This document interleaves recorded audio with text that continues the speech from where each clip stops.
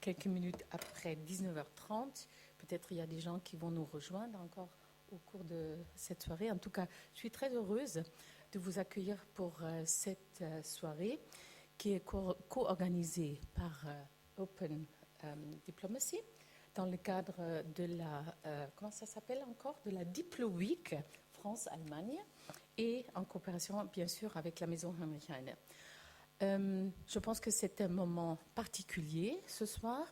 D'abord, puisque c'est la première fois qu'on coopère de cette façon, et j'espère que ça ne sera pas la dernière fois, et parce que c'est un sujet de tout à fait actualité, mais surtout aussi parce qu'au même moment, il y a la première rencontre du tout nouveau président de la République et de la chancelière à Berlin.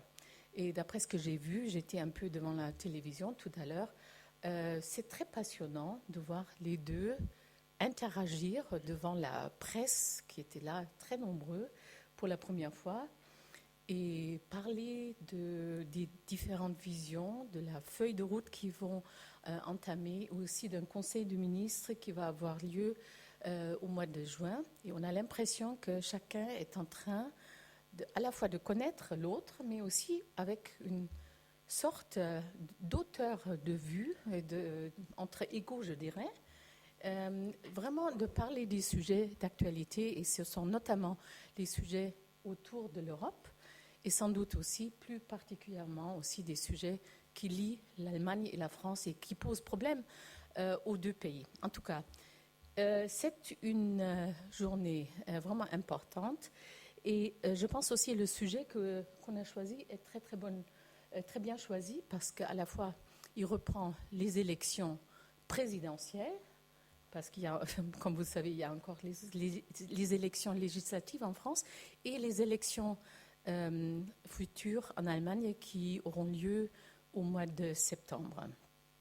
Et si vous avez vu peut-être l'actualité allemande hier aussi, il n'y avait pas seulement le point fort de l'actualité française, mais aussi il y avait aussi l'actualité en Allemagne, et cette fois-ci dans le land de la Rhénanie-Nord-Westphalie. Vous avez vu aussi que c'est le plus grand land de l'Allemagne qui, peut-être comme une surprise, a connu un succès électoral de la CDU. C'est peut-être quelque chose qui va déjà orienter un peu vers les élections, vers l'issue des élections législatives en Allemagne au mois de septembre. En tout cas, je pense que ça, c'est la thématique aussi de ce soir. Je suis très heureuse que le plateau soit vraiment peuplé, entre parenthèses, de ces spécialistes. Et je passe tout de suite maintenant la parole à nos partenaires, c'est-à-dire Charles Bonatti, qui est directeur, et Justine Daniel, directeur et directrice adjointe du programme géopolitique, c'est ça, du programme d'études de Open Diplomacy. Et je vous passe tout de suite la parole. En tout cas, je réaffirme que nous sommes très heureuses d'avoir cette coopération avec vous.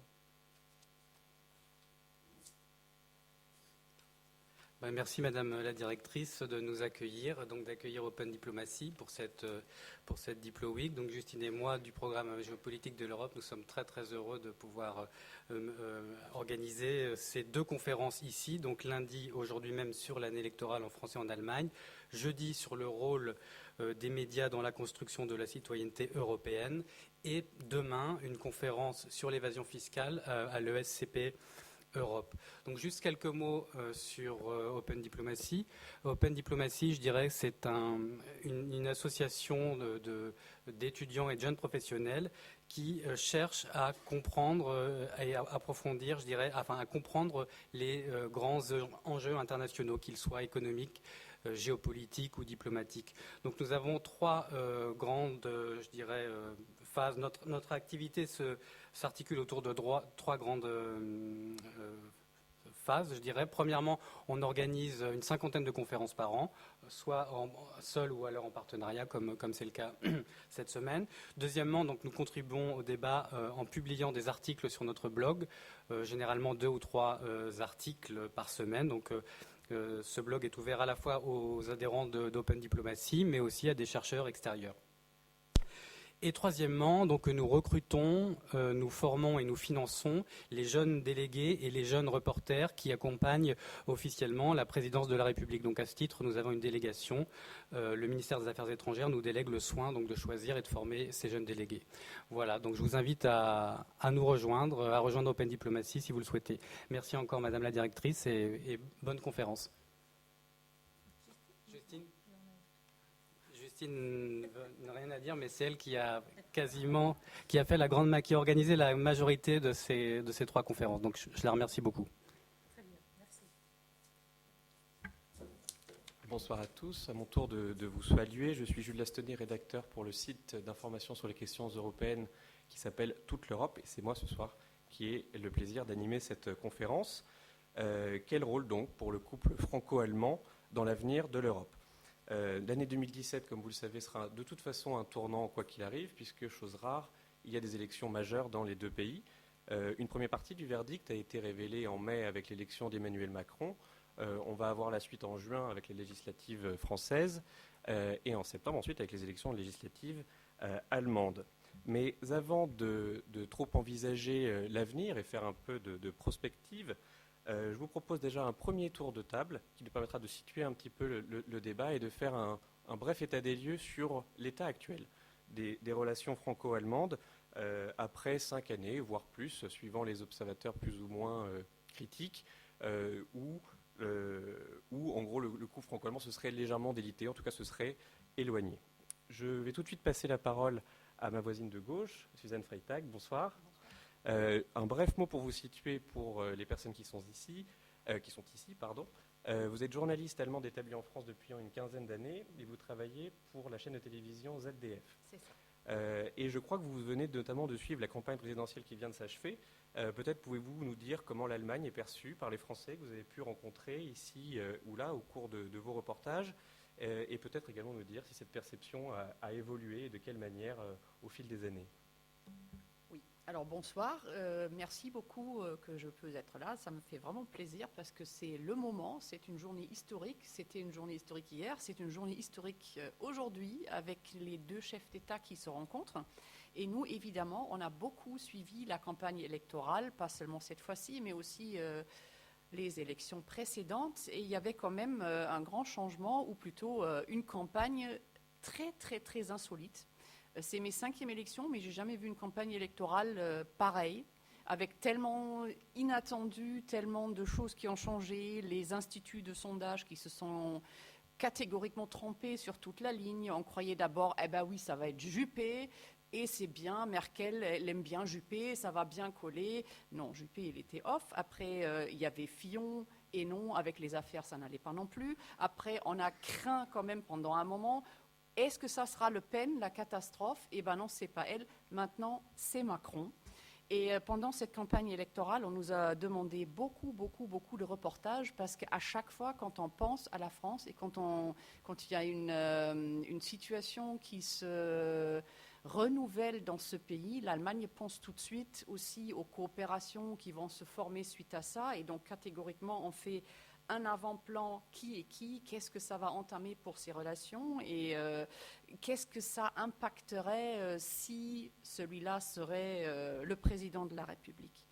Quand je compare cette campagne-là, par exemple, à la campagne en 2002, où j'étais par chance dans le QG de Jospin, c'était plutôt le bureau où on était parce que, il fallait être chez les deux, mais où à 20h, quand il y avait les résultats du premier tour, les gens se sont effondrés en larmes, se sont tombés dans les bras, ont crié à la catastrophe, sont sortis dans la rue et ont fait des manifestations jusqu'à 3h du matin.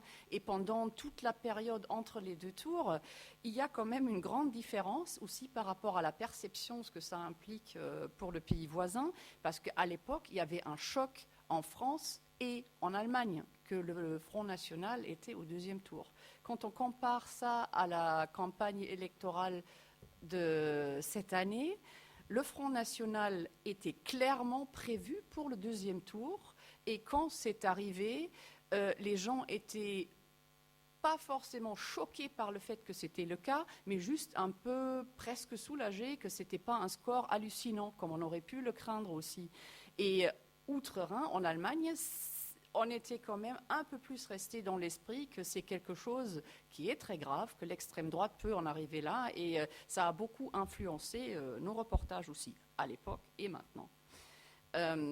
Oui, à l'époque, on avait monsieur 83% Chirac, qui par contre, au premier tour, il avait un score catastrophique aussi, il faut le voir.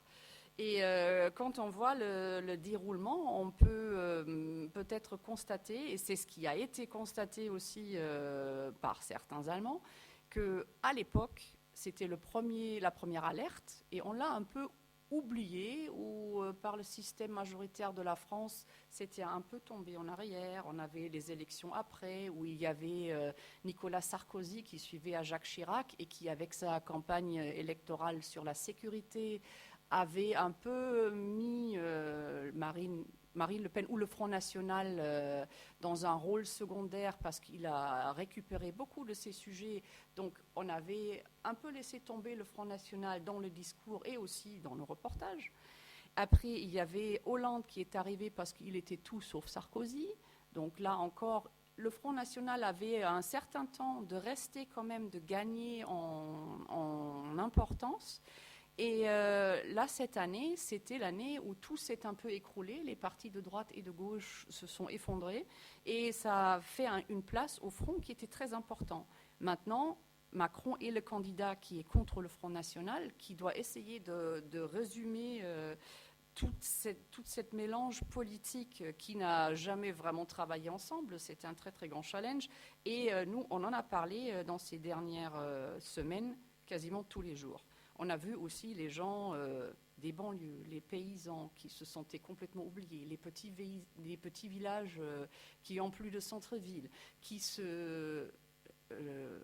pardonnez-moi l'expression, qui se fichent de la caste politique, mais qui sont attirés par des solutions très très simples que Marine Le Pen proposait et qui nous ont beaucoup marqués. Enfin, je crois que je peux parler aussi pour mes collègues qui sont en train d'analyser un tout petit peu aussi cet écart entre la caste politique française et la société d'elle-même qui perd un peu la relation. Donc aujourd'hui, j'ai entendu dans mon taxi le discours d'Angela Merkel et d'Emmanuel Macron qui cherchent quand même à déjà reformer un couple franco-allemand assez fort pour contrer les extrêmes. Et c'est très très important pour l'Union européenne parce que le couple franco-allemand qui se ressent pour le moteur, qui aussi se le répète à chaque fois pour se remonter à soi-même à quel point c'est important que ces deux pays forment un couple, sont aujourd'hui devant le challenge de rétablir une stratégie anti-extrême ensemble. Et d'après tout ce que j'ai pu entendre, il y a une très grande volonté des deux côtés de ce côté-là. Donc je pense que je suis désolée, j'ai pas tout écrit parce que on a travaillé jusque tout à l'heure sur le nouveau Premier ministre aussi.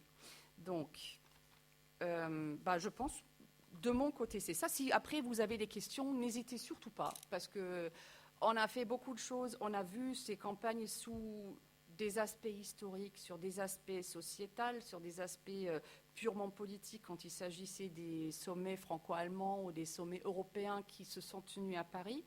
Et il y a quand même une grande évolution aussi dans les différents couples qui ont été formés par les différents présidents qui se sont à chaque fois d'abord présentés. C'était pas toujours très chaleureux. Nicolas Sarkozy, Angela Merkel, au début, c'était pas ça. François Hollande et Angela Merkel, au début, c'était pas ça. Là, on a quand même l'impression que Emmanuel Macron, dès le début, il y a une certaine sympathie. On part sur une base où on sait que maintenant, on n'a pas le droit à l'erreur parce que sinon, ça peut être assez catastrophique en France, mais aussi, justement, pour la suite en Europe. Merci beaucoup. Barbara Kunz, je m'adresse à vous maintenant. Donc pour vous situer, vous êtes franco-allemande et vous travaillez à l'Institut français des relations internationales, plus particulièrement au sein du comité d'études des relations franco-allemandes, justement. La première question que j'aimerais vous poser, c'est si cette notion même de couple franco-allemand est la même des deux côtés du Rhin. Est-ce qu'on parle de couple franco-allemand tout simplement en Allemagne? Est-ce qu'on y met la même chose? Bonsoir tout le monde et merci beaucoup de l'invitation.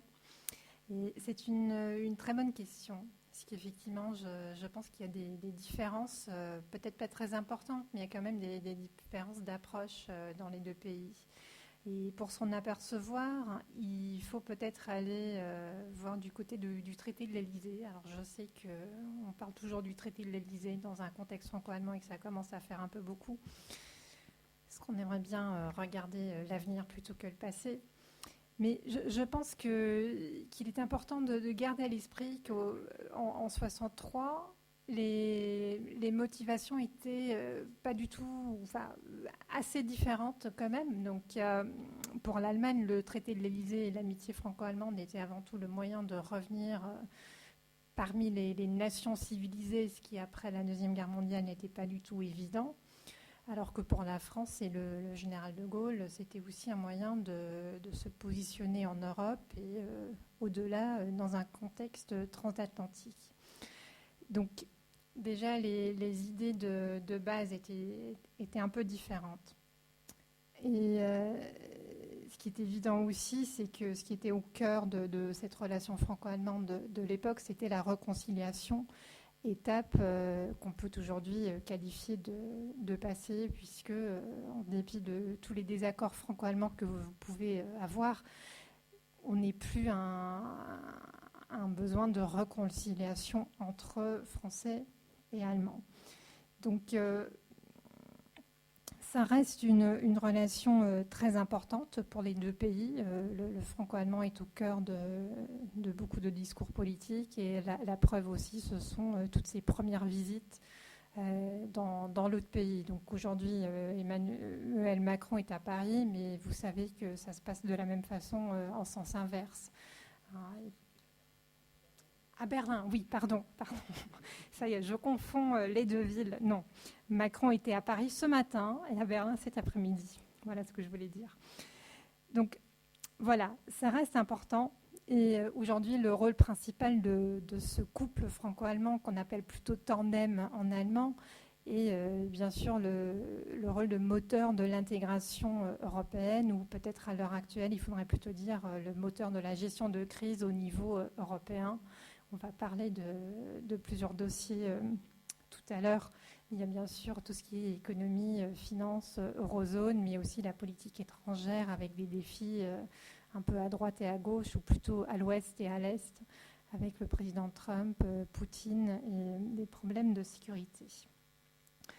Mais alors, cette relation franco-allemande, comme je viens de l'esquisser, a toujours aussi été asymétrique. À l'époque, c'était plutôt une question de prestige français et d'argent allemand. Déjà le côté allemand, à l'époque, c'était en partie une question d'argent.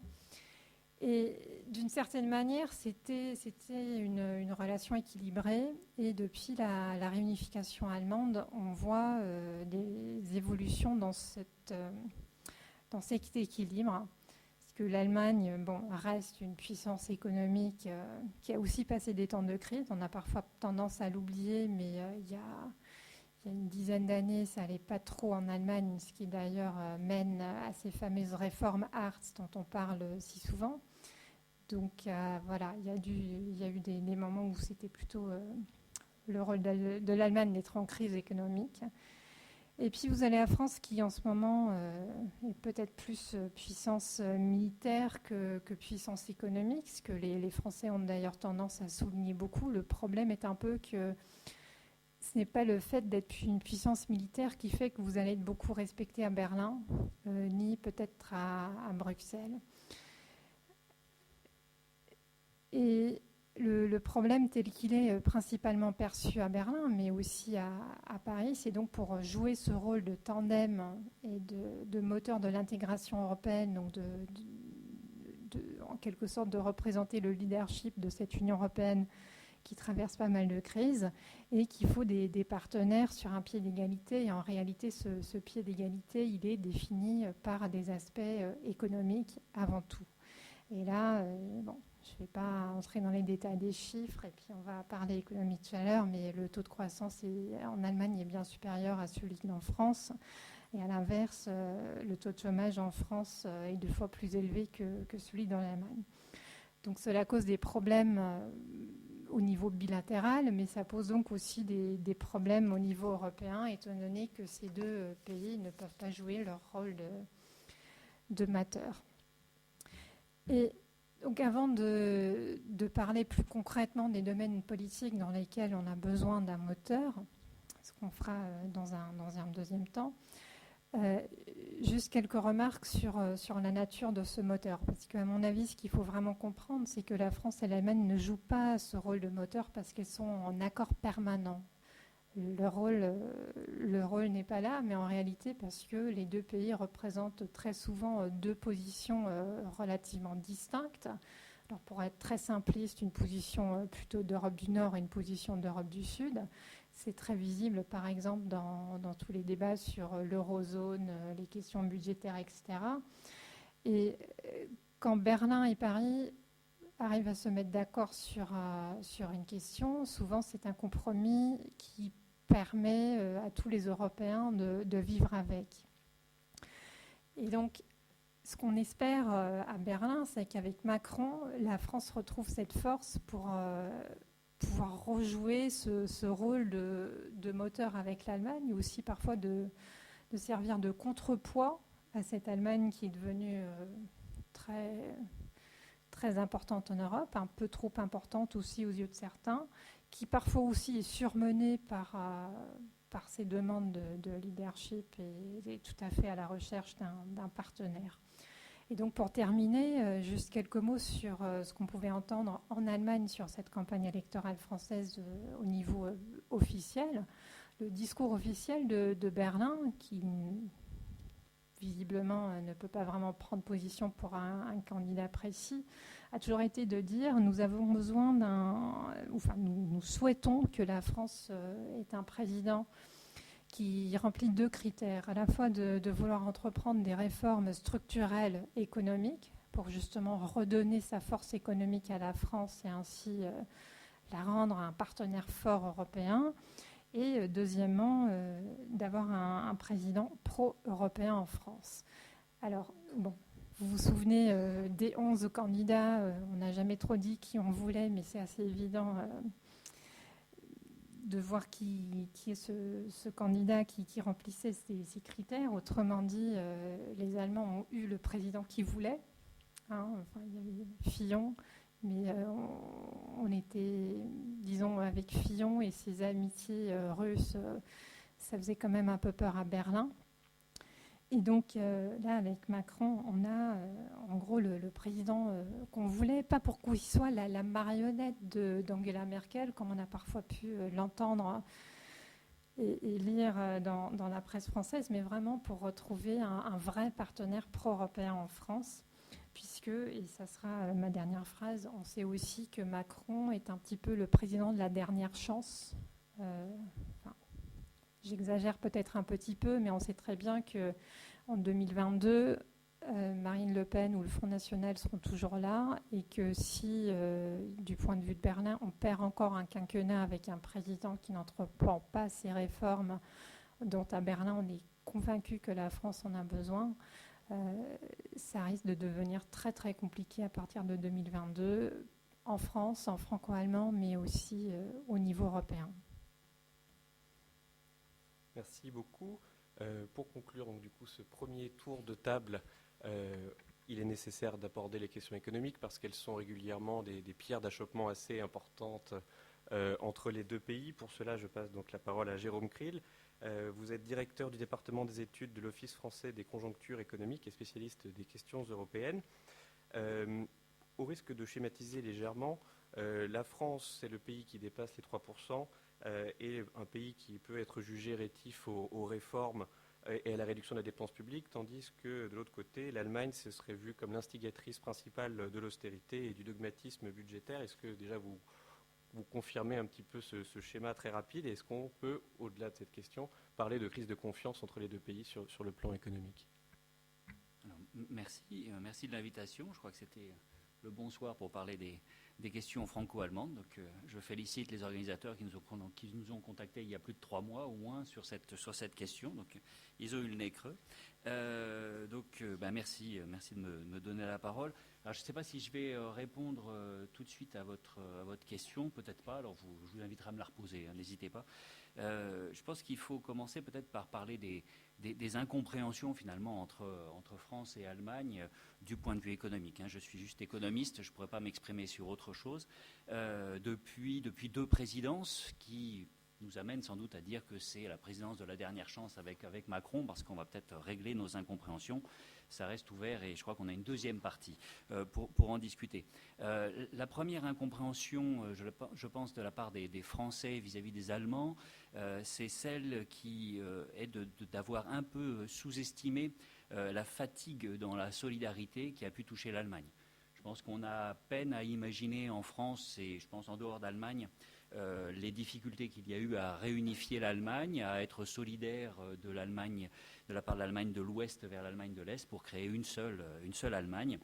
Et du coup, je pense qu'on a un peu peine à imaginer qu'on puisse régulièrement demander aux Allemands de régler l'ensemble des problèmes de la zone euro ou de l'Union européenne, parce que il y a cette difficulté-là.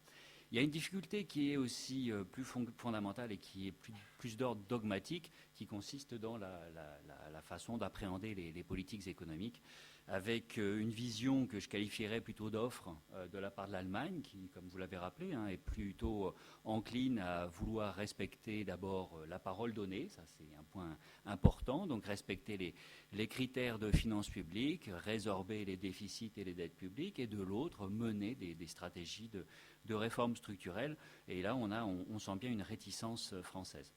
Je pense qu'il y a cette incompréhension qu'on a, elle s'est manifestée au tout début de la présidence de François Hollande. Si vous vous souvenez, il y a 5 ans et demi, François Hollande, candidat à la présidence de la République, avait promis aux Français qu'il élirait président de la République, qu'il changerait les règles budgétaires en Europe. Il se trouve que les règles budgétaires en Europe venaient juste d'être changées, que l'encre n'était pas encore sèche, mais que le président de la République française en exercice, il ne s'appelait pas François Hollande mais Nicolas Sarkozy, venait de signer le traité budgétaire qui modifiait considérablement la façon qu'on avait d'appréhender les politiques budgétaires, puisque nous étions dans une situation où l'économie allait plutôt mal dans l'ensemble de la zone euro, et nous avions décidé, plutôt que de nous donner des marges de manœuvre, de réduire nos marges de manœuvre budgétaires. Donc, on s'était signé, effectivement, ce n'était sans doute pas la meilleure politique à mener dans les circonstances qui étaient celles de la zone euro à ce moment-là, mais il était totalement impossible pour la présidence française de remodifier ce qui avait été négocié et signé par 25 des 27 États membres à ce moment-là, je crois, si je ne commets pas d'erreur. Du coup, on a un président français qui arrive un peu le couteau entre les dents et qui se retrouve face à un écueil impossible de changer les règles budgétaires. Et alors, il va mettre toutes ses forces dans un programme qui permettrait à la Grèce de sortir de la crise, et puis donc à la zone euro, sans doute, de sortir de la crise, qui consiste à négocier des eurobonds. Et toute l'administration française, économique, fiscale, financière, va travailler sur ce projet, et c'est ce qui va permettre de mutualiser les dettes publiques des différents États membres et d'équilibrer un peu le risque entre la Grèce, très risquée, et puis l'Allemagne, pas du tout risquée. Évidemment, quand vous équilibrez le risque entre un pays qui est très risqué et un pays qui ne l'est pas, celui qui l'était beaucoup l'est moins, mais celui qui ne l'était pas l'est plus. Donc forcément, ce n'est pas gagnant-gagnant, et forcément, les Allemands étaient contre les eurobonds. Et là, donc, on a une présidence française qui a beaucoup investi cette question des eurobonds et qui s'est retrouvée face à une fin de non-recevoir, qui a abouti donc à une incompréhension entre Français et Allemands, entre les autorités françaises et les autorités allemandes, qui a eu pour conséquence, quelque chose qui me semble assez grave et dont on parle ce soir, finalement la rupture du couple franco-allemand, parce qu'il y a un délaissement total de la présidence Hollande des questions européennes. On a voulu traiter des questions européennes par le biais des eurobonds, ça n'est pas passé. Eh bien, François Hollande, les institutions françaises ont disparu des débats européens. Et on a un délaissement, un abandon total du projet européen par les autorités françaises. C'est la raison pour laquelle, évidemment, avec l'arrivée d'Emmanuel Macron, on est dans une situation beaucoup plus favorable parce qu'il est effectivement pro-européen et qu'il a certainement des projets européens sur lesquels on va revenir. Pour comprendre aussi l'état des lieux des relations franco-allemandes, il faut aussi parler de la différence de perception quant à l'efficacité de la politique monétaire qui est menée actuellement par la Banque centrale européenne.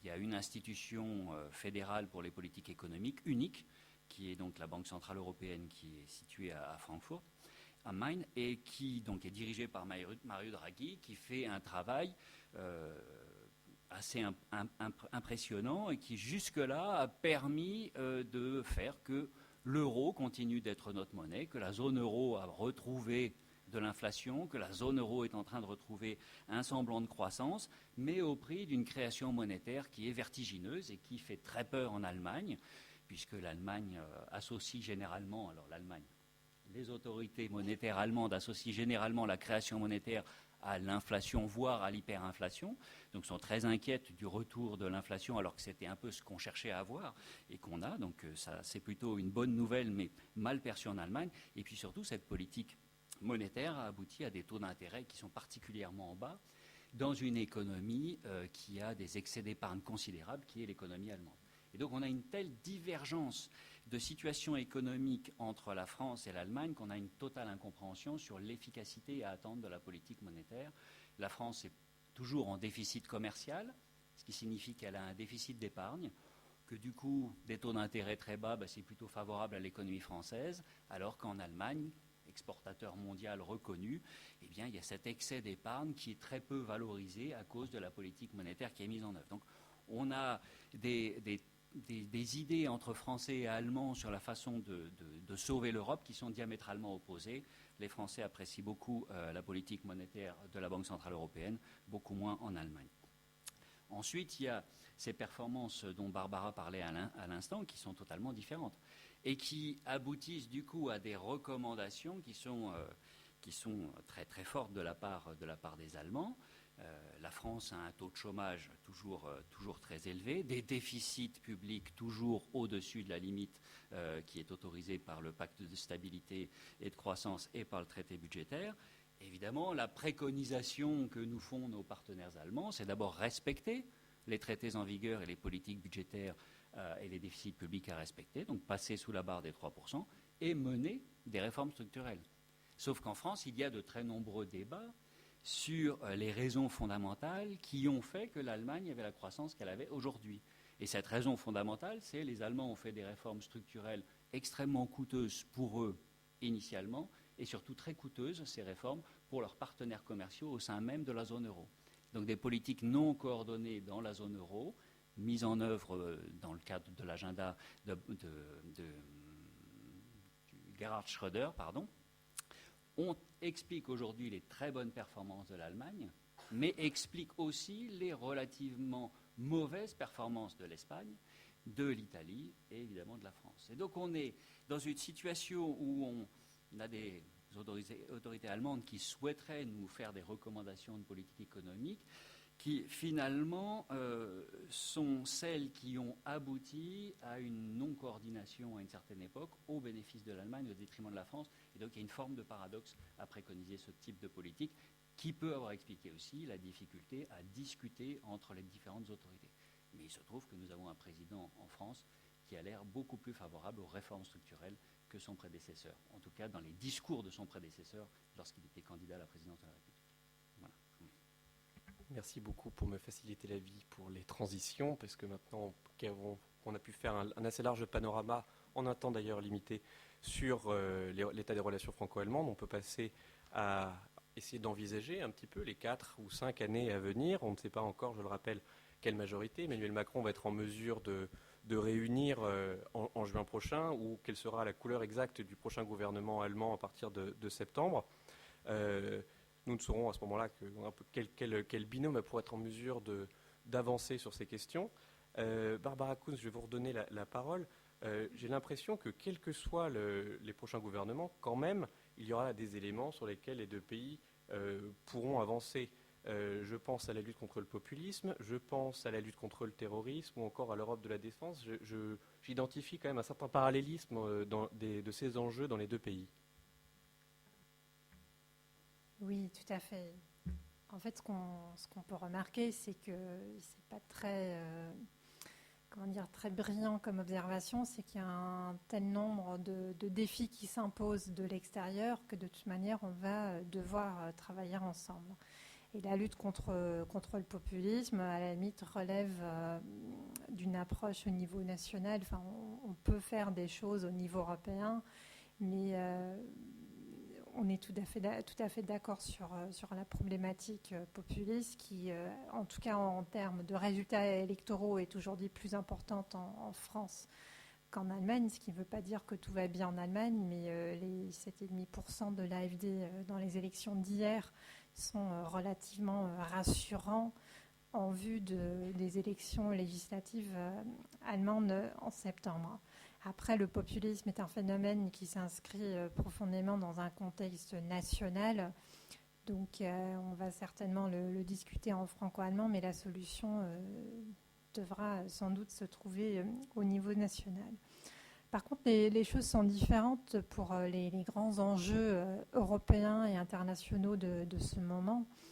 Et comme vous l'avez mentionné, il y a la question des migrants, il y a la question de politique étrangère, etc. Et puis, il y a bien sûr le plus grand peut-être de ces défis qui est tout ce qui est lié à l'eurozone, la gouvernance économique, dont Jérôme va parler dans un instant, donc j'en passe, puisqu'il en sait beaucoup plus que moi.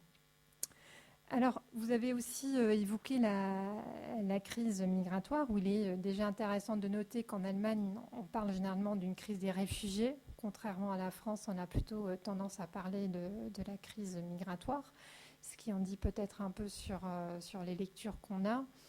Mais là, je dirais, pour aller un peu vite, qu'en ce moment, ce n'est plus tellement un problème au niveau européen. Enfin, en tout cas, c'est plus tellement un problème qu'on discute au niveau européen, étant donné que la solution, et je mets bien des guillemets de cette question qu'on a trouvée pour l'instant, c'est d'essayer de stopper les flux.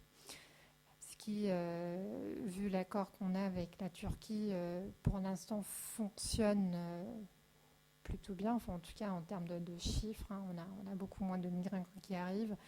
Et donc en ce moment en Allemagne, c'est plus un débat interne sur la gestion et aussi la mauvaise gestion des flux, ou du nombre de personnes qui sont arrivées. Je ne sais pas si, pour ceux d'entre vous qui suivez l'actualité allemande, vous êtes sans doute au courant qu'il y a en ce moment une histoire. On dirait que c'est un mauvais film au cinéma. C'est un officier de la Bundeswehr qui s'est passé pour un réfugié syrien et qui préparait des attentats visiblement. Et là, on est en train de découvrir qu'apparemment, il y a aussi une sorte de cellule terroriste au sein même de la Bundeswehr. Donc voilà, il y a des choses comme ça qui se discutent en ce moment, mais ce n'est pas forcément un problème européen. Et on va bien sûr discuter le grand débat, même à Bruxelles. Mais aujourd'hui, ce n'est plus comme il y a 1 an ou 2 ans où c'était la question qui était au cœur de tout ça. Par contre, là où les défis vont se poser, et ce qui, a priori, le deuxième grand chantier franco-allemand et européen, donc en dehors de la zone euro, ce sont toutes les questions de politique étrangère et surtout de sécurité. Alors, bon, déjà le problème de l'Europe, c'est l'arrivée au pouvoir aux États-Unis d'un président Trump dont on ne sait pas trop ce qu'il compte faire de l'OTAN. Hein. Il a dit qu'elle était obsolète pour ensuite dire que finalement l'OTAN c'était très bien. Et bon, on peut se poser plusieurs questions sur le président Trump, mais ce qui est peut-être le plus important pour l'Europe, c'est que l'Europe va vraiment être responsable de sa défense à moyen terme. C'est pas, Monsieur Trump n'est pas du tout le premier président américain de demander à l'Europe d'investir plus, mais là, pour la première fois, on a l'impression que dans les capitales européennes, c'est considéré comme du sérieux et qu'il va vraiment falloir s'y mettre. D'autant plus qu'en parallèle, ou enfin, pas forcément en parallèle, mais on va dire en même temps, vous avez une Russie qui pose problème aussi, pour juste vous rappeler la crise ukrainienne qui n'est absolument pas résolue, où vous avez une situation sur le terrain qui est tout à fait intenable et où en fait aucune vraie solution est en vue. Alors à Berlin, on est vraiment très soulagé de voir que le président français, du moins, n'est pas un russophile. Vu les contacts de Marine Le Pen avec Moscou, ça faisait un peu peur, et même Fillon s'en méfie un petit peu. Et le format de Normandie, donc la France, l'Allemagne, l'Ukraine et la Russie, se sont déjà mis d'accord de continuer à travailler, à essayer de trouver une solution de la crise ukrainienne. Et ce qui fait que Macron pourra tout de suite prendre le relais de François Hollande. Donc voilà, de toute manière, la politique d'Emmanuel Macron qui s'inscrit dans la continuité de celle de François Hollande. Mais donc, pour revenir plus en détail sur ces questions de sécurité et d'Europe de la défense, je pense qu'il y a à la fois des possibilités d'accord franco-allemande qui sont aussi facilitées par disons, un certain acquis franco-allemand de positionnement dans cette question, et en même temps des accords relativement profonds qui vont persister, qui ne seront pas forcément liés aux personnalités d'Angela Merkel et de François Macron, mais qui vraiment sont des différences structurelles, je dirais, entre la France et l'Allemagne quand il s'agit de parler de défense. Ce qui fait qu'on peut aujourd'hui dire qu'il y a un accord de principe qui consiste à dire que la France et l'Allemagne souhaitent renforcer la défense européenne avec une coopération plus étroite, avec aussi plus d'argent qui sera investi dans cette Europe de la défense. Mais oui, il faut aussi savoir que, même si ça figure aussi dans le programme d'Emmanuel Macron, ce sont là en fait des décisions ou des débuts de décisions qui ont été prises bien avant l'élection d'Emmanuel Macron. Vous savez peut-être que l'Union européenne s'est donné une nouvelle stratégie globale, donc une sorte de stratégie de sécurité, mais qui va beaucoup plus loin que les seules questions militaires à l'été dernier. Et donc là, on assiste à la mise en œuvre de cette stratégie. Il a donc été proposé déjà en 2016 de mettre en place, par exemple, un fonds capacitaire européen qui permettra de financer des achats de matériel. Et les ministres de la Défense vont sans doute aussi décider ce vendredi à Bruxelles des facilités de financement pour enfin utiliser ce qu'on appelle les groupements tactiques, donc une sorte de premier noyau d'une armée européenne, sachant que ce sont des troupes que l'Union européenne, de l'Union européenne, qui peuvent être déployées dans des missions de gestion de crise, mais qui n'ont pour l'instant pas été déployées depuis leur création, notamment pour des raisons financières. Ce n'est pas les seules, mais il y a aussi des raisons politiques. Mais l'absence de financement, il comptait pour beaucoup, sachant que à l'heure actuelle, ce sont les États membres qui envoient leurs troupes, qui payent aussi pour ce déploiement. Donc tout ça, ce sont des pas en avant vers une Europe de la défense, on ne va pas dire une vraie Europe de la défense, mais au moins des pas dans la bonne direction, qui de toute manière ont été décidés bien avant. Et d'autres propositions d'Emmanuel Macron, comme celle d'établir un quartier général européen, sont aussi des positions qui sont des positions franco-allemandes communes depuis un certain moment. Donc là, il n'y a pas forcément des choses nouvelles. Et dans ce contexte actuel où la défense est effectivement un des domaines de l'intégration européenne, où on parle de plus de projets pour faire avancer le projet européen au sens large, il y a certainement de la place pour des initiatives encore plus concrètes franco-allemandes pour travailler ensemble. Donc à ce niveau-là, ça va sans doute se passer relativement bien entre Paris et Berlin. Mais il faut voir aussi que les différences que je qualifierais de structurelles entre les deux pays ne changeront pas. C'est-à-dire que la volonté d'envoyer des soldats armés est totalement différente, les procédures de décision aussi. Vous pouvez faire plus de choses en France, pour faire simple, qu'en Allemagne, pour des raisons juridiques, mais aussi des raisons de culture, aussi d'opinion publique. Et tout ça ne va pas changer.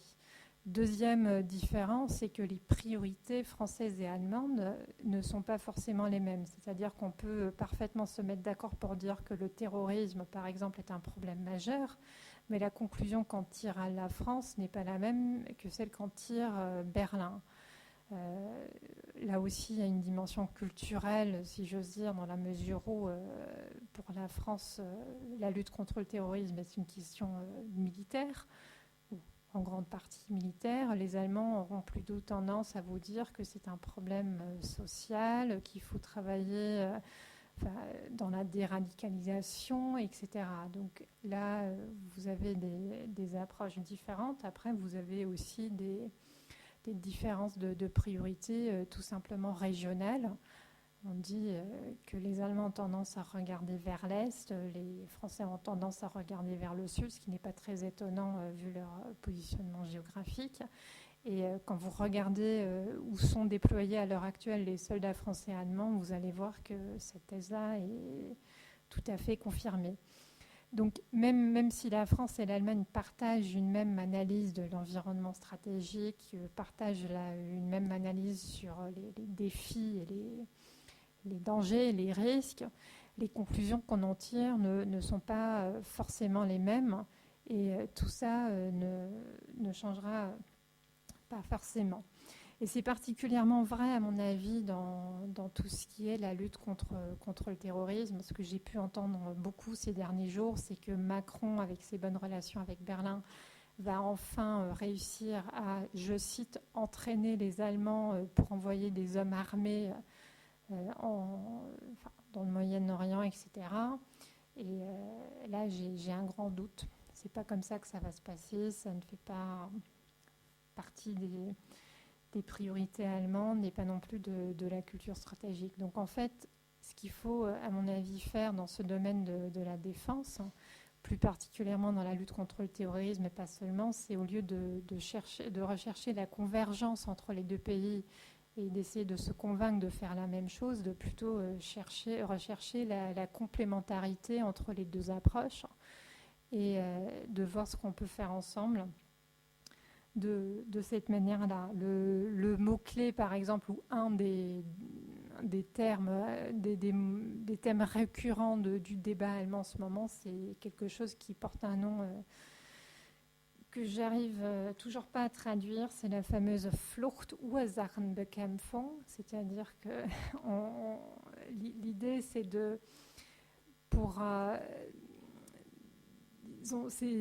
c'est lié à la crise migratoire, et l'idée consiste à dire qu'il faut tout faire pour que les gens n'aient pas besoin de fuir leur pays d'origine. Et il y a bien sûr il y a de l'économie là-dedans, mais aussi une dimension sécuritaire, bien sûr, et de stabilité dans les pays d'origine de ces personnes qui arrivent comme demandeurs d'asile en Allemagne, notamment ceux qui viennent de Syrie. Donc on a bien compris en Allemagne qu'ils ont un engagement plus important peut-être de l'Allemagne sur la scène internationale était nécessaire. Et on l'a vu dans beaucoup de documents et de discours de responsables politiques allemands ces dernières années. Mais ça ne veut pas pour autant dire que la France et l'Allemagne auront des approches tout à fait pareilles et compatibles, ce qui, à mon avis, reste aussi indépendant d'Emmanuel Macron ou d'Angela Merkel. Mais ces deux-là pourront bien travailler pour surmonter les problèmes qui en découlent, avec de la volonté politique et une volonté de rechercher la complémentarité. Merci beaucoup. Suzanne Frechtel, je vous ai vu prendre quelques notes. Peut-être vous voulez répondre un petit peu à ce que Barbara Kunz vient de dire. Et puis, au-delà de ça, j'aimerais de nouveau faire appel à votre expérience et sensibilité de journaliste pour aller au-delà des dirigeants et des politiques et vous interroger éventuellement sur les aspirations des peuples, si c'est difficile à saisir. Mais est-ce que vous y voyez une meilleure convergence aujourd'hui et vers l'avenir qu'il y a quelque temps ? Justement, en fait, les réponses à Barbara, c'est, je dirais, on a bien établi avec la situation économique et la situation des relations franco-allemandes sur un plan politique entre les dirigeants et les gouvernements. Ça se transmet relativement visiblement aussi dans notre façon de travailler et aussi de la perception des deux côtés du Rhin. Parce que nous, on travaille avec nos propres moyens, mais on a aussi des contrats d'échange d'images avec des chaînes françaises et des journalistes français et vice-versa. Et j'ai constaté dans les 15 dernières années que jusqu'il y a à peu près 5 ans, on va dire, ou 6-7 ans, les demandes côté français sur des sujets allemands étaient quasi nulles. Nous, on achetait constamment des choses parce que l'intérêt des Allemands par rapport à la France et tout ce qui se passe et comment ça se développe était très très grand. Mais de l'autre côté, c'était absolument pas pareil. Et quand on compare les informations françaises et allemandes, par exemple à midi, on a chez nous, on fait quasiment un sujet par jour minimum sur la France. Et en France, bon, on peut attendre des semaines, des mois, avant qu'il y ait quelque chose qui est vraiment traité. Si ce n'est pas une rencontre politique où on traite la rencontre politique et boum, c'est tout. Nous, on a une rencontre politique, on va nous demander plein de reportages d'arrière-plan. Regardez dans le pays, qui est concerné, qu'est-ce que ça implique et qu'est-ce qu'en pensent les gens. Et ça a quand même changé dans les dernières années. Et j'ai l'impression aussi qu'il y a, avec tous ces développements que Barbara a décrits dans l'évolution des relations franco-allemandes, il y a aussi une évolution d'intérêt d'un pays vis-à-vis de l'autre. Il y a beaucoup plus de décryptage parce que les sujets, justement, avec le système européen, se sont européanisés, si je peux dire ça comme ça. Par exemple, justement, ce qui a été souvent cité, c'est le populisme. Nous, on a fait beaucoup de sujets sur Marine Le Pen. Concernant les Allemands, sur les gens qui votent Marine Le Pen, pour les gens qui militent pour Marine Le Pen, pour montrer qui c'est. Comment ça se fait que dans un pays comme la France, qui chez nous est toujours beaucoup lié à la liberté, la fraternité, et puis on a un parti nationaliste qui peut établir une candidate qui avait quand même presque des chances de devenir président. Ça, c'était très surprenant. De l'autre côté, la France découvre petit à petit aussi. Il y a la AfD en Allemagne, on en parle aussi. Justement, il y avait Trump, il y avait le Brexit, et dans ce déroulement d'une mondialisation de ce phénomène, on s'intéresse beaucoup plus aussi qu'est-ce qui se passe chez mon voisin. Là, on a ce phénomène chez nous, mais l'intérêt a grandi, au moins d'après tout ce que j'ai pu voir et ce que j'ai pu constater aussi quand on se déplace dans le pays, parce que la notion... quand on va dans les petits villages quelque part, par rapport à la politique allemande, est beaucoup plus développée maintenant qu'il y a 10 années où on disait ouais, l'Allemagne c'est on est pünktlich, on a le Mittelstand et on a Angela Merkel. C'était un peu ça, mais maintenant on parle beaucoup plus des phénomènes politiques, aussi de la crise des réfugiés et justement les différences de perception, parce que nous on nous a dit mais les Allemands, c'est incroyable, des milliers de gens qui viennent, c'est dangereux, hein. Et en Allemagne, on a une vision complètement différente. On se dit, mais les Français, ils prennent personne. C'est quoi ça, en fait? Ça, il y a des incompréhensions comme ça, en fait, qui restent là. Et je pense qu'il y a un processus actuellement en cours qui va...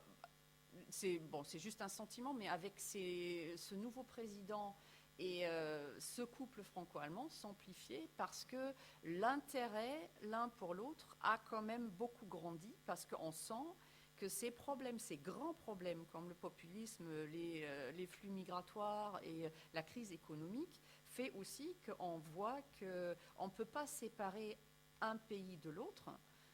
Chacun a des phénomènes dans son pays qui sont directement liés aux problèmes des autres. Et ça ça fait grandir l'intérêt, mais ça fait aussi grandir la compréhension peut-être en parlant assez souvent. Et après, je voudrais bien revenir à la campagne électorale et sa poursuite. Ce qui m'a assez impressionné cette fois-ci, justement, dans la campagne qui se préparait sur cette présidence-là. On a suivi à peu près tous les candidats, ou au moins les grands. Et c'était très impressionnant à quel point on a ressenti où ça peut mener si un parti populiste ou même un parti très conservateur, très critique vis-à-vis des médias, là je parle du cas Fillon, peut influencer la façon de travailler des journalistes. Parce qu'on a été confronté, par exemple, quand on a essayé de faire des reportages, ce qui est très allemand aussi, ou Marine Le Pen, allez à Hénin-Beaumont, s'il vous plaît, et ramenez-nous un reportage, mais c'est qui, comment ça se passe, et tout ça. Mais on y va et on ne peut rien faire, parce qu'on cherche des gens qu'on a découverts, qui militent. On va dans ce village, on demande, le monsieur, il a travaillé dans ce café, et on nous dit non. On dit si, non. Ok, alors on va voir le centre du parti politique qui nous dit ah tiens, vous avez cherché dans le café, hein. Ils étaient déjà au courant, ils ont d'une certaine manière contrôlé les équipes pendant les tournages, ils étaient au courant de tout. Et ce que j'ai vu dans certaines interviews qu'on a fait pendant le premier tour, il y avait une dame qui donnait une interview à ma collègue, ici présente Christelle, qui lui posait une question. Et d'un coup, ses yeux s'écarquillaient. Elle regardait à côté, elle dit « Vous prenez des notes là ?» Et elle est avec vous? Et ma collègue a dit « non. » Parce qu'ici, en fait, ils prennent des photos et après, ils les envoient au siège du parti. Elle était mélenchoniste, en fait. Et le lendemain, sur un marché, il y avait un monsieur qui photographiait Marine Le Pen et qui disait « Je vous dis pas bonjour ». Elle dit prenez pas de photos alors. Et lui il disait mais vous faites pareil, vous nous photographiez et après vous portez plainte contre nous. On sentait réellement une sorte de mini-dictature qui était déjà bien ancrée et qui était très inquiétant. Et c'était pareil quand on a voulu filmer dans le quartier général de Marine Le Pen, quand elle s'est posée candidate. Son service de sécurité filtrait les entrées, laissait rentrer 3 par 3 les journalistes et les caméramans dans un tout petit QG. C'était pas plus grand qu'ici, mais il y avait des centaines de journalistes qui voulaient rentrer. Et du coup, c'était très lent. Mais on était là très tôt, donc j'étais en haut quand elle prononçait son discours. Et après, on était super encastrés. Je sortais parce que je me suis dit, il faut que je prépare un sujet, donc je sors vite. Et il y avait encore les gens qui faisaient la queue. Et la route était encore pleine de monde qui voulait rentrer. Mais elle avait déjà terminé. Donc il y a une sorte de contrôle médiatique. Et ce n'était pas très différent chez Fillon, où on était constamment insulté, repoussé par le service de sécurité. Ça donnait une certaine impression de ce que ça peut signifier si un parti... j'utilise ce mot totalitaire, contrôle d'une certaine manière de ce qui est dit, ce qui peut être dit, qui peut dire quelque chose déjà, qui est admis pour faire des images. C'était très impressionnant. C'est peut-être pas quelque chose, mais si, quand on voit comment Trump gère sa presse, sa communication via Twitter, c'est quelque chose qui a profondément changé. Et la liberté de la presse, c'était la première fois que j'ai vraiment ressenti très clairement qu'elle peut très vite être en danger, en fait, par rapport à ceux qui sont là. Et ça influence beaucoup aussi la vision qu'on donne ou qu'on peut donner d'un pays aux voisins, parce qu'on est là en tant qu'observateur d'un autre pays. Et les choses qu'on peut avoir, on peut les donner. Mais ceux qu'on ne peut pas avoir, parce qu'on ne nous donne pas les informations, ça devient très, très difficile. Pardon. Et voilà, ça c'était quelque chose que je voulais juste raconter comme ça. Voilà. Et là, je crois que j'ai perdu mon petit fil. Donc je vais laisser la place aux questions. Tiens. Je vous en pose une avant de donner la parole à Jérôme Kriel dans une seconde. Vous venez de décrire un petit peu comment ça peut se passer, le contrôle des médias par certains partis en France. Vous l'avez vécu lors de cette campagne. En Allemagne, c'est pas encore comme ça. Avec la progression de l'AfD, par exemple, est-ce qu'on peut assister à ce genre de choses, d'un grand contrôle? Je ne peux pas en témoigner parce que je travaille en France. Donc, je peux juste...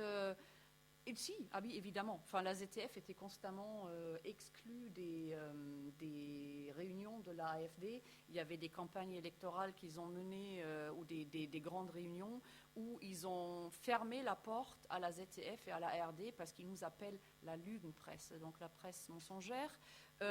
C'était un très grand débat et ça nous atteint indirectement aussi ici en France parce que la vérification d'informations est devenue une grande question de chaque reportage qu'on fait. Le fact-checking est devenu un point essentiel à suivre parce qu'avec les réseaux sociaux, il y a des fausses informations qui fustigent un peu partout.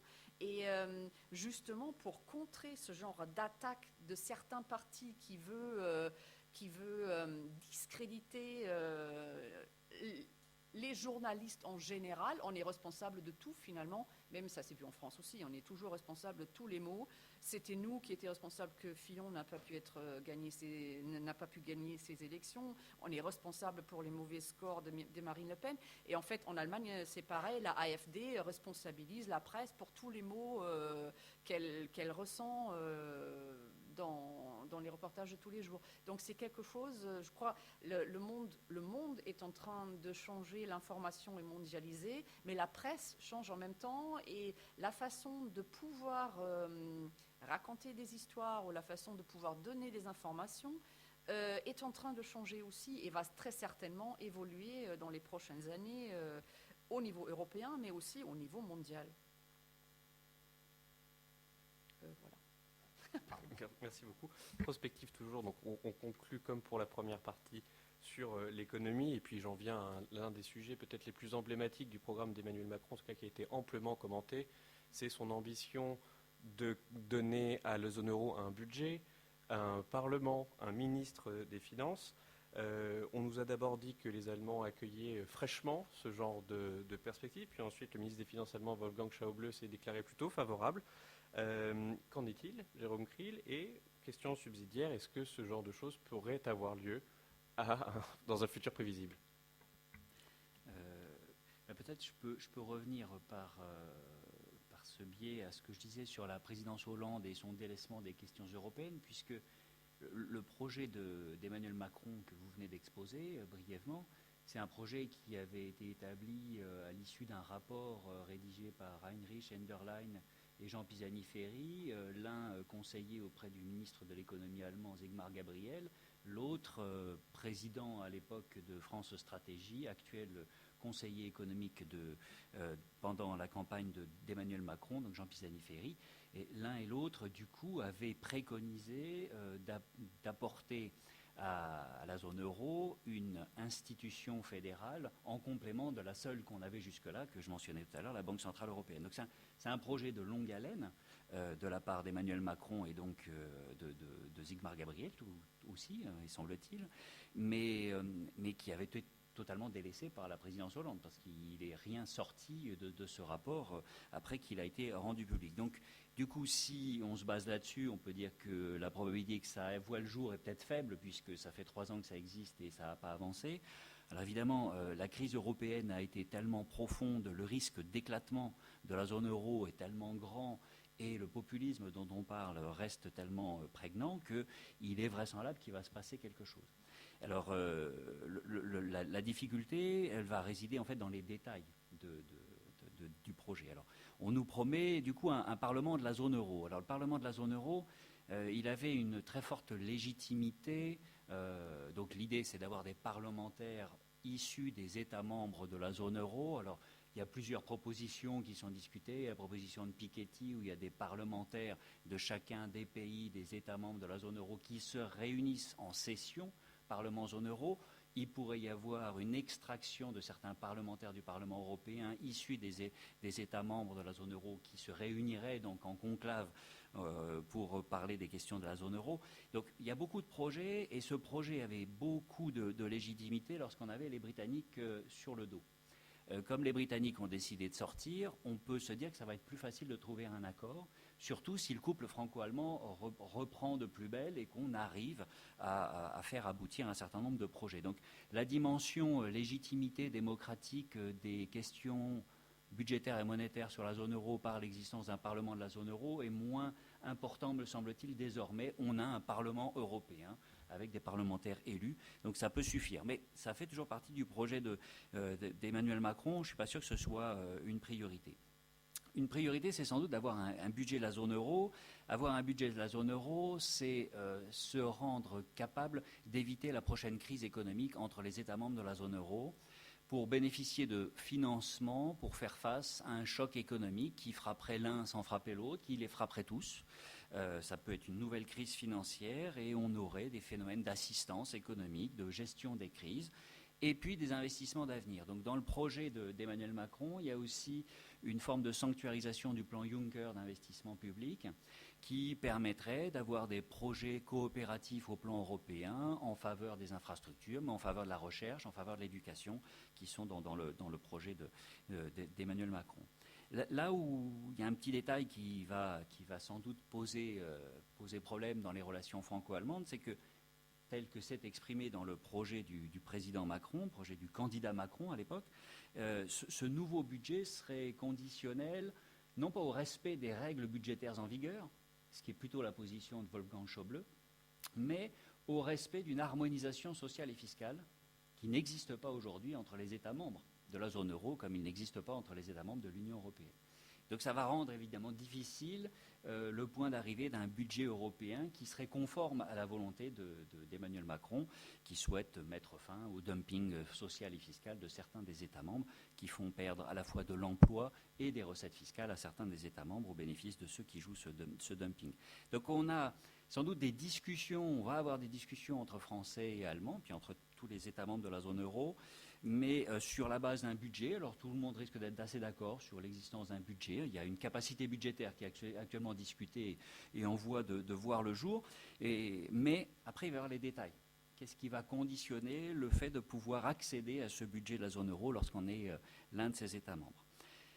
Ensuite, il y a une proposition d'Emmanuel Macron qui consiste à avoir un ministre des Finances de la zone euro, et très vraisemblablement Wolfgang Schäuble se verrait bien dans ce fauteuil de ministre des Finances de la zone euro. Mais alors du coup, ça va poser la question de savoir quelles seront les prérogatives de qui sera ce ministre des Finances de la zone euro. Parce que comme je le disais tout à l'heure, il y a quand même des divergences d'approche. Il y a eu longtemps des divergences d'approche entre Français et Allemands sur les questions économiques, sur la gestion des budgets. Si l'adoption d'un budget de la zone euro consiste à serrer un peu plus la vis que ça n'était le cas par le passé, ça ne va sans doute pas satisfaire la majeure partie des Français et ça peut nourrir à nouveau le populisme. Car le populisme s'est aussi nourri de la politique d'austérité budgétaire qu'on nous dit avoir été imposée par Bruxelles, qu'on nous dit avoir été imposée par l'Allemagne, qui a simplement été imposée par le gouvernement français, qui a décidé de mener une politique d'austérité budgétaire assez dramatique, parce qu'elle a eu des répercussions défavorables sur l'activité économique, sur l'emploi, donc sur le chômage. Donc si on a ce ministre des Finances qui préconise plus d'austérité, ce n'est pas forcément une bonne nouvelle. Et là, il va falloir qu'on ait un projet qui soit clarifié de la part d'Emmanuel Macron et du ministre des Finances français qui défendra ce projet face à ses partenaires européens. Et puis peut-être qu'il y a aussi cette dimension politique commerciale dans le projet d'Emmanuel Macron, qui est le Buy European Act, qui consisterait à assurer 50% des marchés publics à des entreprises qui ont leur activité principale dans la zone euro. Alors qui pose de très nombreuses questions juridiques, mais qui pose de toute façon la question de la forme du commerce qu'a l'Union européenne avec le reste du monde. Les 2/3 du commerce de l'Europe avec le reste du monde se font en vertu d'accords commerciaux par lesquels il n'y a aucune restriction au commerce sur un certain nombre de produits.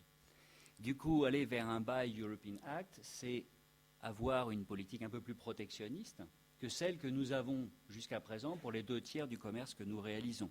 Donc c'est aller en arrière par rapport aux accords commerciaux que nous avons avec ces partenaires-là, et c'est vouloir limiter le tiers de commerce qui n'est pas lié à des accords commerciaux et préférentiels alors même que nous sommes en train d'avoir des accords commerciaux comme nous sommes en train d'en avoir avec le Canada, qui ne fait pas partie des 2 tiers, mais du tiers. Du coup, il y a un questionnement sur la volonté d'aller vers plus de protectionnisme, qui certainement a trouvé beaucoup d'écho dans la campagne présidentielle française, mais qui risque de trouver très peu d'écho dans la campagne législative allemande. Et donc là, il risque d'y avoir des tensions sur ce projet européen.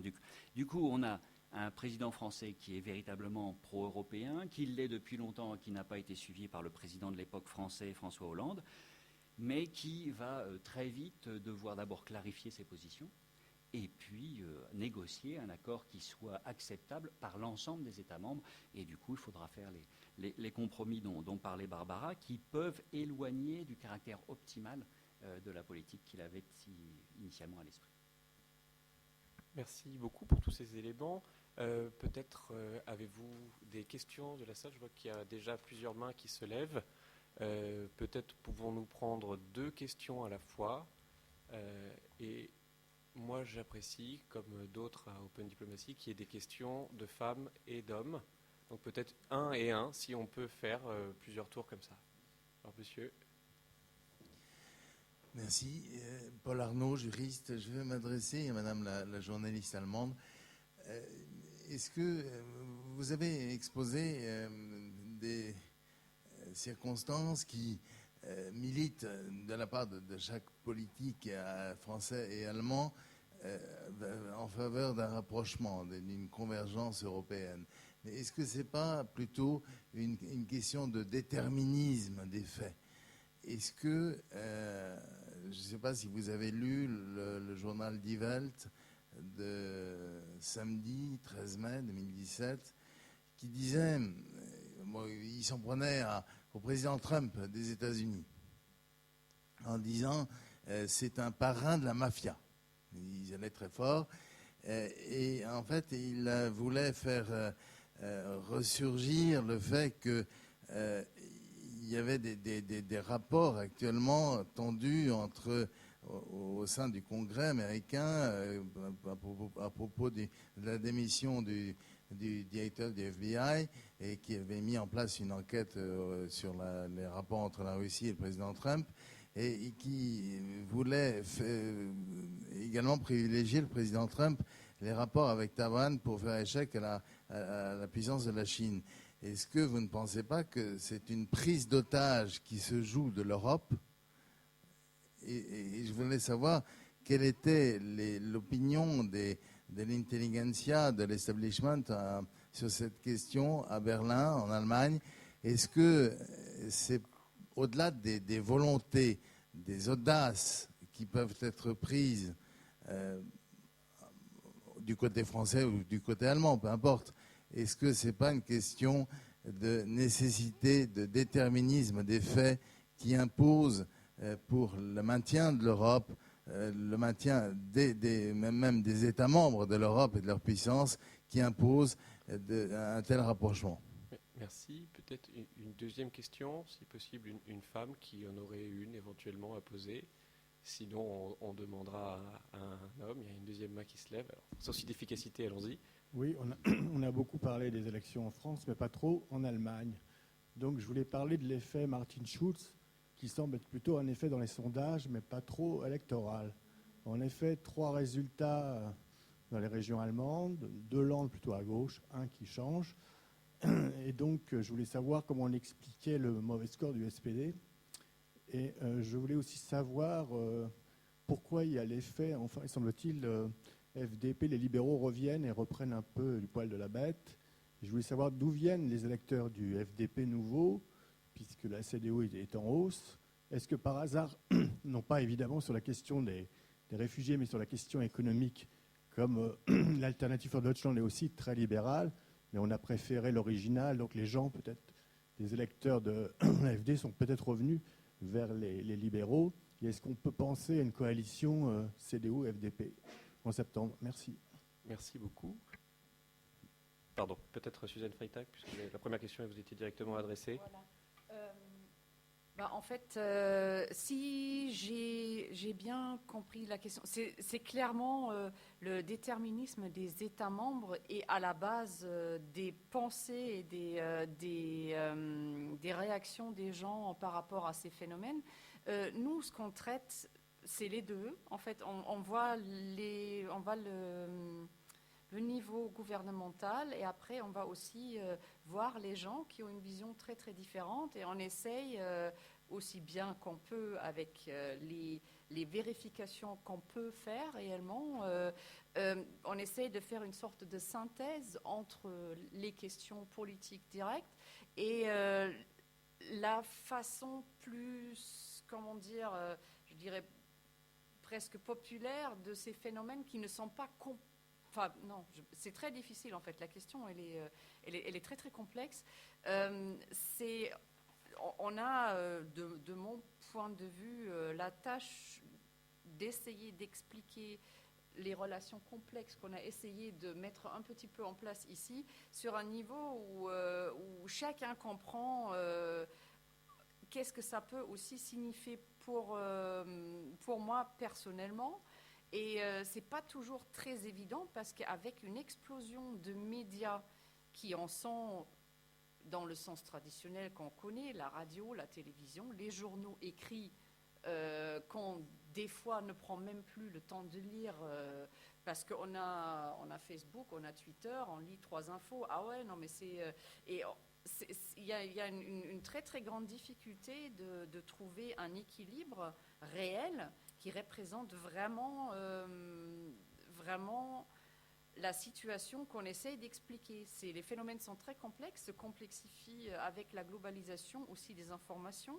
Et je ne dirais pas qu'on prend quelque chose ou qu'on prend carrément l'Europe en otage, mais on est très très... c'est très difficile d'être face à une multitude d'informations où nous-mêmes on des fois du mal à vérifier, mais on essaye de faire de notre mieux, de divulguer que les informations où on est sûr qu'on ne dit pas n'importe quoi en fait. Je ne sais pas si j'ai bien répondu à votre question, sinon... Est-ce que l'Europe demeurait maintenue, même s'il y a maintenu par la prise de conscience que le monde s'organise, mais sans nous? Le monde s'organise, mais sans nous. En Russie, en Chine, aux États-Unis, est-ce que, après tout, est-ce que c'est pas des marionnettes, des pirouettes de marionnettes, Macron et Merkel? Pour reformuler, peut-être si je peux intervenir, est-ce que c'est parce que, si je comprends bien votre question, est-ce que face à l'ampleur des enjeux, qu'ils soient économiques, géopolitiques, etc., et c'est une question que je me posais d'ailleurs en vous écoutant, et j'interrogerai également les 2 autres personnes autour de cette table, est-ce que face à l'ampleur de la tâche et des enjeux mondiaux, cela peut être un véritable moteur pour la France, l'Allemagne et les autres États membres de l'Union européenne de relancer la machine, d'accorder le violon et d'avancer? Oui, c'est certainement un aspect important. C'est ce que je disais tout à l'heure. En fait, on se rend compte qu'on ne peut plus vraiment dissocier son pays du voisin et sans se voir dans un contexte global.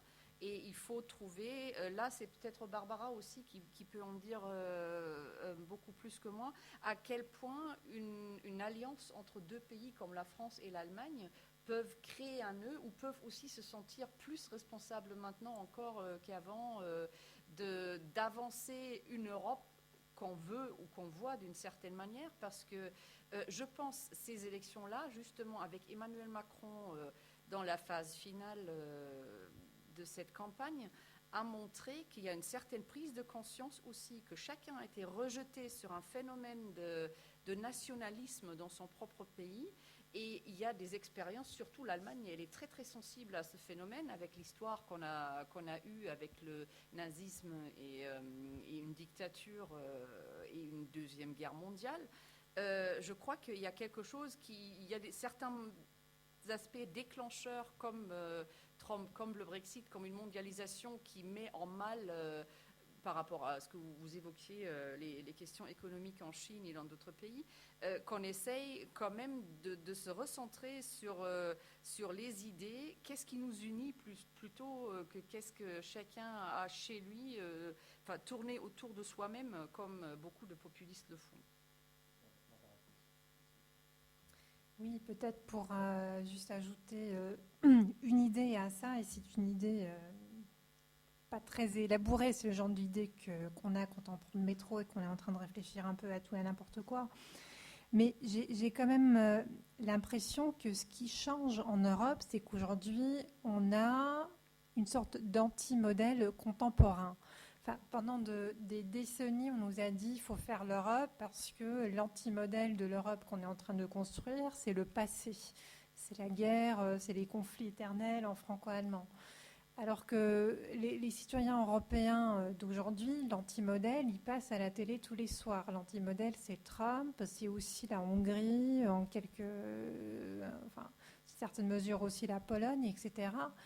Et j'ai bien l'impression que le référendum sur le Brexit, mais aussi l'élection du président Trump, a fait réaliser aux gens que si on vote pour ce genre de force politique, eh bien, on risque de se retrouver avec ces forces politiques au gouvernement.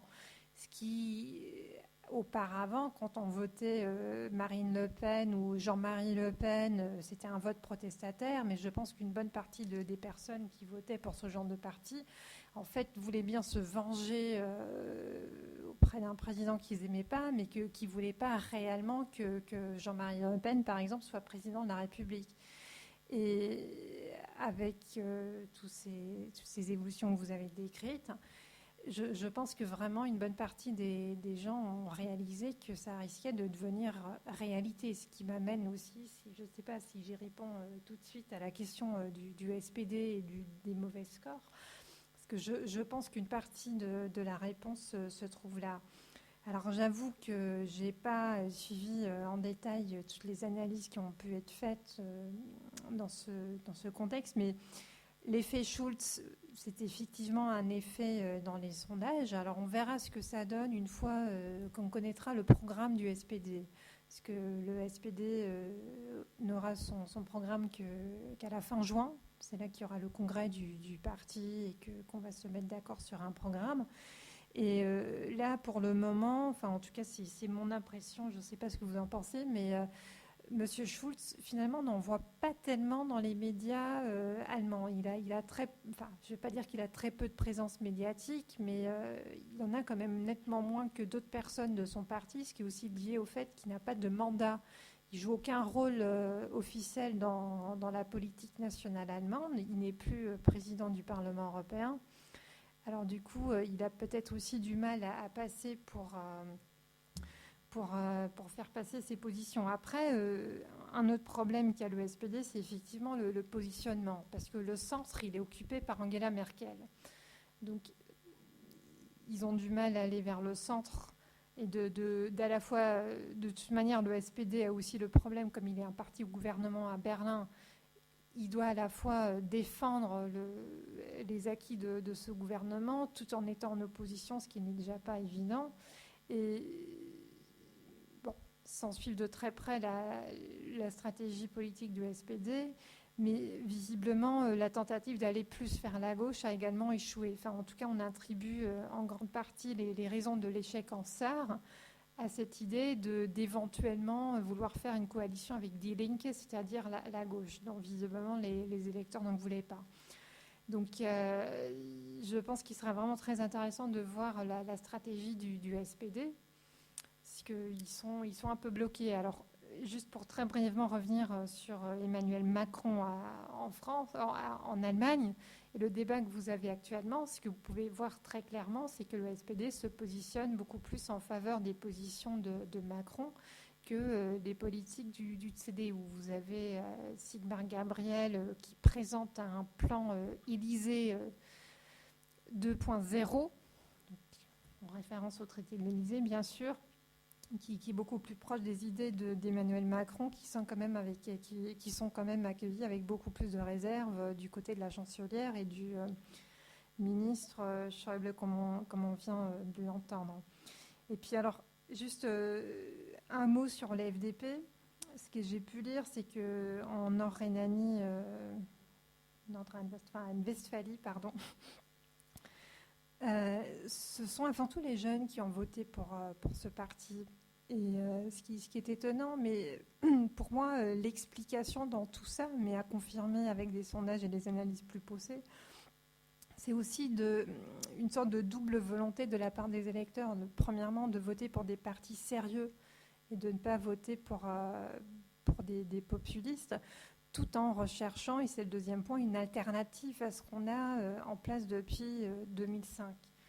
Et peut-être aussi par souci, je ne sais pas si c'est vraiment une motivation de voter pour le FDP, mais c'est quand même un des grands partis traditionnels de la République fédérale depuis 1949, et que les gens, quand ils voient du populisme à droite et à gauche, se disent aussi qu'il y a quand même une sorte d'héritage politique de la République fédérale à préserver. Jérôme Kriel, la question que je me pose, et ça reprendra les deux questions qui ont été posées, vous avez évoqué tout à l'heure le commerce extérieur, le Buy European Act que Macron appelle de ses voeux. Barbara Kuhn dit que ce serait mieux pour lui que ce soit le SPD qui l'emporte, puisqu'ils auraient éventuellement tous les deux une meilleure volonté de mettre l'Europe en ordre de marche pour réguler la mondialisation.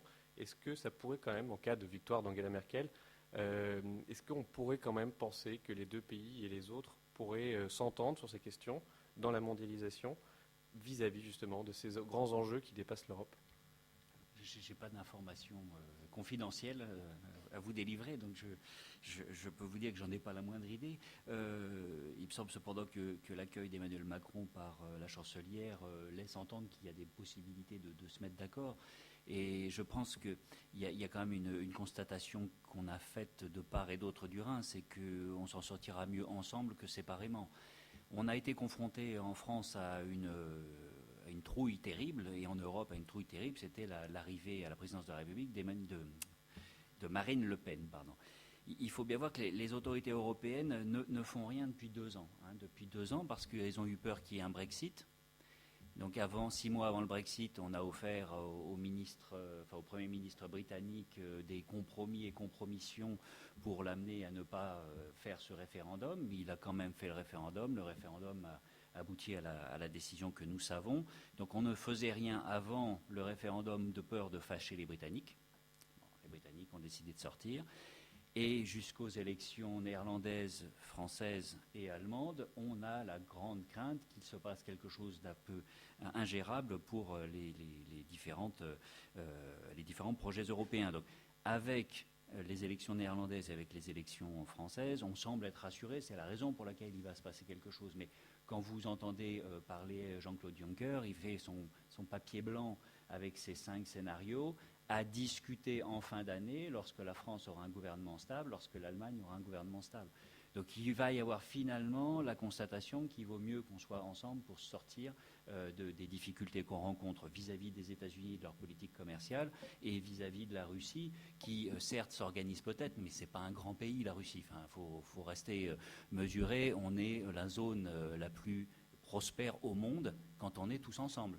On est le plus grand marché au monde, le plus riche au monde. On est 500 millions, alors c'est rien à côté des 1,4 milliard de Chinois, mais on est la zone la plus prospère au monde. Et je crois que l'erreur fondamentale qu'on a commise pendant ces différentes campagnes électorales est de ne pas réussir à montrer les avantages qu'on avait à être ensemble plutôt que séparés, à avoir l'euro plutôt que de ne pas avoir l'euro.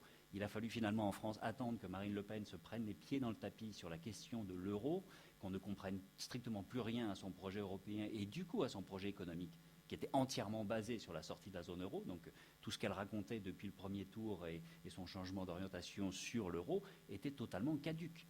Et il a fallu que ce soit elle qui se trompe plutôt que ce soit ses opposants qui soient capables de démontrer que l'euro n'est certainement pas une réussite pleine et entière, mais ce n'est pas un échec fondamental et qu'il suffirait qu'on soit capable de discuter entre Français, Allemands et avec les autres partenaires pour modifier un peu la gouvernance européenne qui ferait qu'on serait une zone prospère et mieux gérée. Il est 21h passé de plusieurs minutes, donc peut-être s'il y a éventuellement une dernière question avant qu'on donne un terme à cette conférence. Allez-y, monsieur. Ok, merci. Je voulais juste compléter Arnaud à la dame et à la dame, en fait, un complément des questions que je voulais poser. Alors, en d'autres termes, est-ce que vous pouvez nous dire comment est-ce que vous avez analysé les médias asiatiques?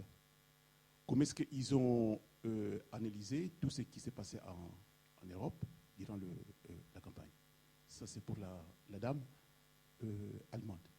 Alors, par contre, disons, pour l'économiste, par rapport, disons, au programme du président Macron, et la question que je voulais vous poser, est-ce que vous savez comment d'autres pays européens, à part les Allemands, ils ont analysé ces programmes?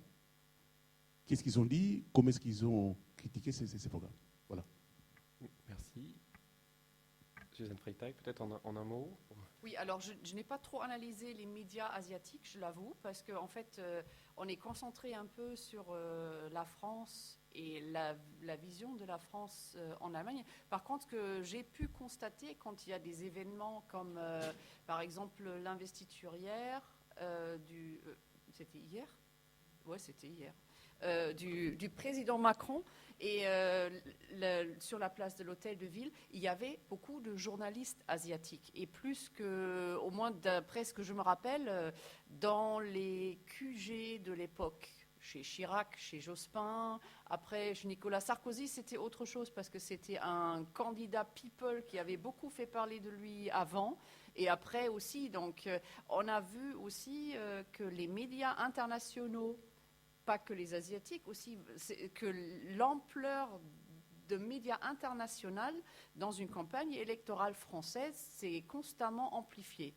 Je dirais qu'il y a 15 ans, quand Marine Le Pen quand le père de Marine Le Pen est venu au deuxième tour, Jean-Marie Le Pen, ça a fait un choc et les médias internationaux ont commencé à devenir après. Mais par la suite, avec ce danger et aussi le développement des thèmes qui se sont imposés en France pendant les années suivantes, là, notamment récemment le terrorisme, ça a amené que le monde regarde beaucoup plus la France et regarde beaucoup plus l'Europe, on peut le dire aussi. Je pense que les médias chinois, les médias japonais sont beaucoup plus présents sur le terrain maintenant. Ça, je l'ai vraiment constaté en observant juste qui est là quand il se passe quelque chose. Merci. Et éventuellement un mot de conclusion, peut-être Barbara, que vous voudrez vous exprimer aussi, parce qu'on a beaucoup réfléchi, si je peux expliquer une formule d'économiste, toutes choses égales par ailleurs ce soir. On a beaucoup parlé de la France et de l'Allemagne, mais relativement peu des autres États membres. Peut-être en quelques phrases de conclusion, comment toutes ces propositions qu'on a évoquées ont été accueillies par le reste de l'Union européenne.